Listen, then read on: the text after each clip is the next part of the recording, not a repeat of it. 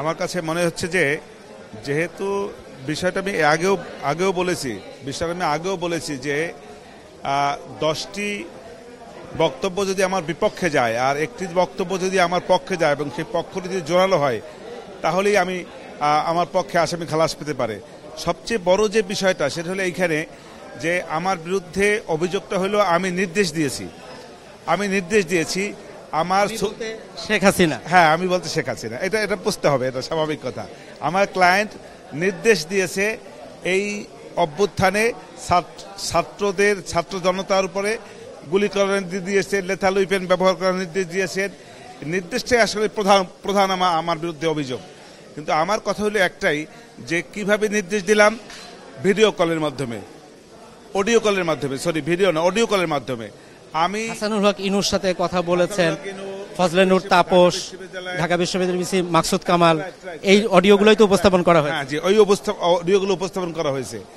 এই অডিওগুলোর ভিতরে আমার বক্তব্য ছিল একটাই যে অডিওগুলোকে ফরেনসিক করেছে সিআইডি বাংলাদেশ একটি প্রতিষ্ঠান এবং গভর্নমেন্টও বাংলাদেশের। এই মামলাও করেছে বাংলাদেশ এই যারা মামলা করেছে তারাও এই সরকারের, যারা সিআইডি এই সরকারের, সবাই সরকারের। আমি সিআইডিকে ডিজার্ভ করতে চাই না, সিআইডিও একটা প্রতিষ্ঠান, তারা করেছে, এটা একটা ফরেনসিক করেছে। আমার কথাটা ছিল একটাই যে এই ফরেনসিক রিপোর্টটা ইন্টারন্যাশনালি অন্য কোনো নিরপেক্ষ প্রতিষ্ঠান দ্বারা যদি এই রিপোর্টটাকে যদি আর একবার যদি আপনার ক্রস চেক করা যেত তাহলেই বোঝা যেত যে এইটা সঠিক। কিন্তু একটা জিনিস বলি আমির ভাই, একটা জিনিস হচ্ছে বিবিসির একটি রিপোর্ট তারা যে ফরেনসিক করেছিল এবং আল জাজিরারও একটা রিপোর্ট, সেটাও কিন্তু প্রসিকিউশন তারা আদালতে উপস্থাপন করেছে। হ্যাঁ করেছে, কিন্তু আমি আল জাজিরা বা বিবিসি সেটা ভিন্ন প্রেক্ষাপট। আমার কথা হলে রাষ্ট্রকে প্রমাণ করতে হলে আমাদের এই যে ক্রস চেকটা বা ক্রস ম্যাচিংটা এইটা কিন্তু তারা করেন নাই।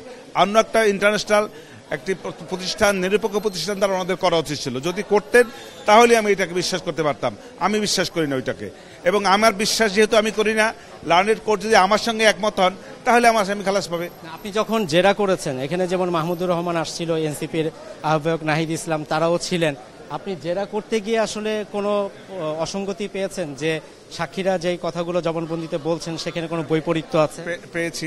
যেমন আমার কথা নাহিদ ইসলাম বলেছে 4 তারিখে তারা ডক্টর ইউনূস স্যারকে প্রস্তাব দিয়েছিল সরকার প্রধান হওয়ার জন্য। তাহলে একটা জিনিস এখানে বুঝতে হবে যে 4 তারিখে কিভাবে তারা জানলো।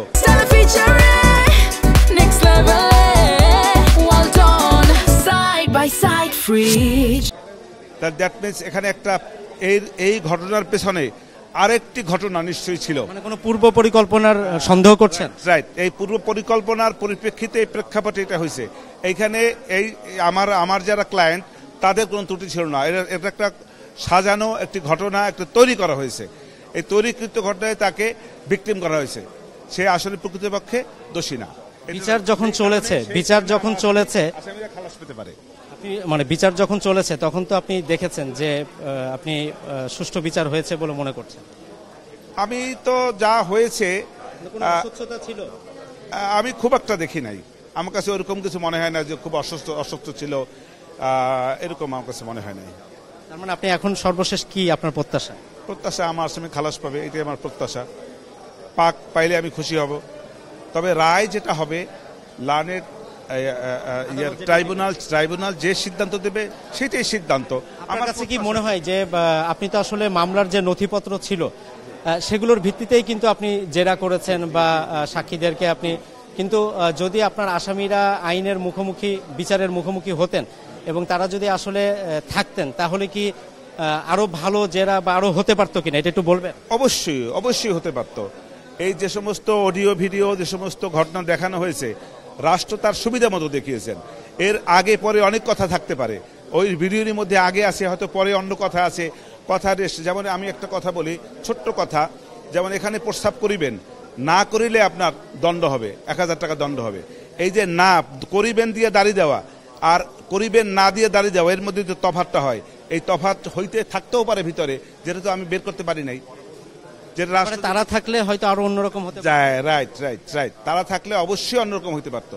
আরো অনেক তথ্য উপাত্ত যেগুলি প্রমাণের ব্যাপারে কাজে লাগতো। আপনার জায়গা থেকে আপনি সর্বোচ্চ চেষ্টা করেছেন? আমি চেষ্টা করেছি আমার তরফ থেকে।